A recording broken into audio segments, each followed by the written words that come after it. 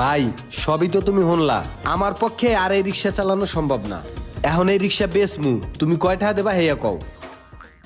ভাই রিক্সা আপনার কাছে যেমন ফ্রেশ বেচছিলাম, রিক্সাটা কিন্তু এখন আর ওরকম ফ্রেশ নাই। শুনলাম কয়েকটা পোল্ট্রি খাওয়াইছেন, তারপর মুরগির বাচ্চা মেরে লাইছেন, ছাগলের পুত্র উড়াই দিয়েছেন, ছাগলও টানছেন। এলাকার মানুষ এখন এই রিক্সা খুঁজে পাইলেই মনে করেন ঝামেলা করো, বুঝেন নাই? এখন যদি যে অবস্থা আছে রিক্সা আমার যদি দেন, তাইলে গদ্দামাল হিসাবে আপনার দাম দিতে পারি। এই মনে করেন যে 1500 টাকা দিব, দেন ভাই।